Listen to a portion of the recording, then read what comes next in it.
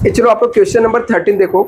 अभी तक जितने भी हम लोग सम सॉल्व किया उसमें एडवांस वाला कोई भी नहीं था, मतलब जो भी ट्रांजेक्शन हम लोग करते थे पहले सेल किया बाद में पेमेंट रिसीव होता था, या हम लोगों ने पहले परचेस किया तो बाद में हम लोग क्या करते थे पेमेंट करते थे। बट इन केस हम लोग एडवांस में कुछ किया या एडवांस में पेमेंट किया तो कैसे हम लोग फॉरेन करेंसी ट्रांजेक्शन का सॉल्व करेंगे। तो क्वेश्चन नंबर 13 है, पेज नंबर 151, एक्स लिमिटेड करके एक सम दिया हुआ है एडवांसेस का। तो ये सम हम लोग देख लेते हैं कैसे सॉल्व करना है। तो यहाँ पर क्या लिखा है, x limited and the Indian company advance $16,000 for the imports of goods from US company of USA. बोलता है यूएसए की कंपनी, यूएस कंपनी, उसको उन्होंने क्या किया, $16,000 एडवांस में दिया। क्या किया, एडवांस में दिया। ठीक है, अभी हम लोगों ने अभी तक क्या किया, यहाँ पर परचेस नहीं किया, हम लोगों ने क्या किया है, एडवांस में पैसा दे दिया। कब दिया पेमेंट, ऑन 1 फरवरी 2013 को। The goods were received along with the purchase bill $25,000 का। जब हम लोगों ने गुड्स रिसीव किया वो कितने का रिसीव किया, $25,000 का रिसीव किया, लेकिन कब रिसीव किया, 1 मार्च 2013 का। Balance amount of the paid on 15 मार्च, और बैलेंस अमाउंट हमने कब पेमेंट कर दिया, 15 मार्च को पेमेंट कर दिया। मतलब एक एडवांस का एक छोटा सा सम दिया है, बट कोई भी एडवांस का सम आएगा तो ऐसे ही सॉल्व होगा। ठीक है, तो एडवांस के सम कभी कभी एग्जाम में पूछ लेता है, तो इसके लिए सम करके जाना है। The rate of exchange on the various date was as follow, आपको दिया है अलग अलग डेट का यहाँ पर एक्सचेंज रेट आपको दिया है। $1 यहाँ पर 1 फेब का एक्सचेंज रेट था 47.50 था, 1 मार्च का 48 था, और 15 मार्च का कितना था, 49। Pass journal entry about the transaction in the books of X limited. X limited के बुक में आपको क्या करना है, यहाँ पर जनरल एंट्री पास करना है इन the books of X limited. अभी हम लोगों ने क्या किया, यहाँ पर एक्सपोर्ट किया गुड्स। कब एक्सपोर्ट किया, सॉरी हम लोगों ने एडवांस दिया ना, किसको एडवांस दिया, पे एडवांस टू यूएस कंपनी को हम लोगों ने दिया। ठीक है, अभी यूएस कंपनी को हमने एडवांस में दिया, मतलब यूएस कंपनी को हम लोग पैसा दे रहे हैं। ठीक है, तो यूएस कंपनी को पैसा देंगे तो यूएस कंपनी अकाउंट क्या हो जाएगा, डेबिट हो जाएगा। कैश जगह तो कैश बैंक अकाउंट क्या हो जाएगा, क्रेडिट हो जाएगा। कौन सा डेट था इसका, 1 फेब 2013 ना।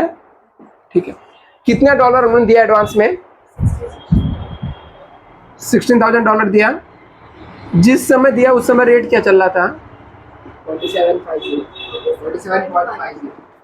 47.50 चल रहा था। जो भी रेट चल रहा था उससे हम मल्टीप्लाई करके लिख देंगे, कितना आ जाएगा, 7,60,000।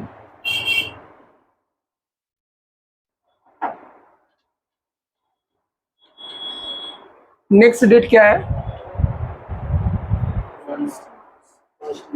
1 मार्च को हम लोगों ने परचेस किया या रिसीव हुआ। ठीक है, परचेस किया हम लोगों ने, इंपोर्ट किया goods, import goods from US company. अभी यूएस कंपनी से हम लोग गुड्स इंपोर्ट कर रहे थे, इंपोर्ट परचेस अकाउंट डेबिट हो जाएगा।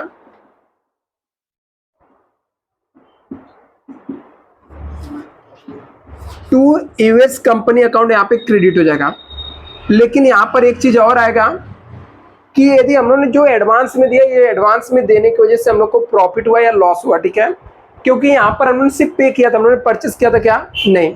जिस दिन हम लोग रियल में परचेस करेंगे तो उस दिन हम लोग को चेक करना पड़ेगा कि एडवांस में देने की वजह से हम लोग को प्रॉफिट हुआ या लॉस हुआ। ठीक है, तो कैसे निकालेंगे, हम लोग कितने डॉलर का गुड्स परचेस कर रहे हैं, $25,000 का गुड्स परचेस कर रहे हैं। इनटू रेट क्या है, मल्टीप्लाई करो कितना आएगा, कितना है, 12 लाख, कितना 12 लाख। मैंने एडवांस में कौन से रेट में दिया था, 47.5। इसका मतलब मुझे सीधा सीधा प्रॉफिट हो रहा है। एडवांस में देने से प्रॉफिट हुआ तो एफईएफ अकाउंट क्या हो जाएगा, क्रेडिट हो जाएगा। ठीक है, $25,000 है, नहीं सॉरी, हम लोगों ने एडवांस में सिर्फ कितना डॉलर दे के रखे हैं, तो हम लोग को प्रॉफिट सिर्फ कितने पे होगा, $16,000 पे। ठीक है, कितने का प्रॉफिट होगा, 0.50 का, क्योंकि मैंने गुड्स जो खरीद रहा हूँ 48 के रेट में, बट मैंने सामने वाले को एडवांस दिया तो 47.50 में, तो हम लोग को प्रॉफिट हो गया ना, क्योंकि हमारा कम के रेट में हम लोगों ने डॉलर में दिया था। तो मल्टीप्लाई करेंगे कितना आ जाएगा 8000। इसमें से इसको माइनस कर देने का बचा हुआ यूएस कंपनी को हम लोग क्या कर देंगे, बाद में जो भी रहेगा सेटल का लिख देंगे 11 लाख। एक ये भी तरीका होता है, एक तरीका ये रहता है, ये ना एडजस्ट करके आप चाहो तो पहले इसको हटा के डायरेक्टली यहाँ पे 48 से मल्टीप्लाई करके लिख सकते हो, फिर बाद में एडजस्ट का एंट्री आप क्या कर सकते हो, पार्स कर सकते हो एफईएफ का, उस तरीके से भी कर सकते हो। इसके बाद नेक्स्ट एंट्री कब का है, कौन सा डेट था, 15 मार्च को हम लोगों ने वापस से पेमेंट किया। ईयर क्या था 2013 को। अभी हम लोगों ने परचेस किया तो पेमेंट करना पड़ेगा। हम लोग किसको पेमेंट करेंगे, यूएस कंपनी को। जब यूएस कंपनी को पेमेंट करेंगे तो यूएस कंपनी अकाउंट क्या हो जाएगा, डेबिट हो जाएगा, और हमारे पास से कैश जाएगा तो कैश बैंक क्या हो जाएगा, क्रेडिट हो जाएगा। कितना डॉलर पे किया हम लोगों ने, बैलेंस पेमेंट। तो बैलेंस पेमेंट में मतलब ऐसा हम लोग समझ सकते हैं, $25,000 का खरीदा था, $16,000 पहले पेमेंट कर दिया था, बचा कितना, $9,000। अभी यहाँ पे देखना $9,000 है, यहाँ पर पार्टी के नाम के सामने वही रेट लिखेंगे जिस रेट में हम लोग खरीदते हैं या बेचते हैं।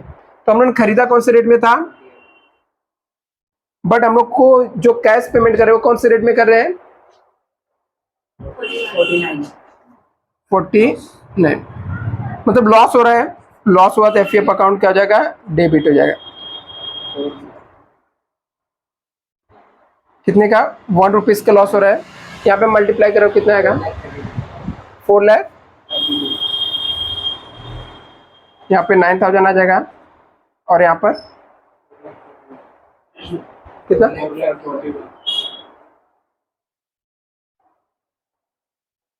अभी 31 मार्च को वैल्यूएशन तो करने की जरूरत है नहीं, क्योंकि हमारा कोई भी ट्रांजैक्शन बचा नहीं, बैलेंस नेक्स्ट ईयर में नहीं जा रहा है। तो हम लोग डायरेक्टली एफईएफ को ट्रांसफर कर देंगे, transfer to profit and loss account में ट्रांसफर कर देंगे। तो यहाँ पर हमारे पास कितना एफईएफ है, 2 है, एक यहाँ पर है और एक यहाँ पर, ठीक है। एक जो है क्रेडिट में है, और सॉरी एक डेबिट में है और एक यहाँ पे है क्रेडिट में है। तो क्रेडिट वाला कितना है, 8,000 है, और डेबिट में कितना है, 9,000। यदि हम लोग कैंसिल करते तो यहाँ पर डेबिट में फिर भी कितना बच जाएगा, 1,000 बच जाएगा, क्योंकि 9,000 8,000 1,000 बच गया। अभी डेबिट में बचा तो डेबिट चीज को ट्रांसफर करने के लिए उसे क्रेडिट करना पड़ता है। मतलब हमारा एफईएफ अकाउंट क्या हो जाएगा, क्रेडिट हो जाएगा, और प्रॉफिट एंड लॉस अकाउंट क्या हो जाएगा, डेबिट हो जाएगा। कितना अमाउंट आ जाएगा, 1,000, ठीक है। इसे कॉपी कर लो, बस इतना ही छोटा सा सम था, बट एडवांस में अभी ये चैप्टर खत्म हो गया। अभी नेक्स्ट लेक्चर में नेक्स्ट चैप्टर करेंगे। यदि टैक्स का बुक रहेगा तो आप लोग टैक्स का बुक लेकर आओ।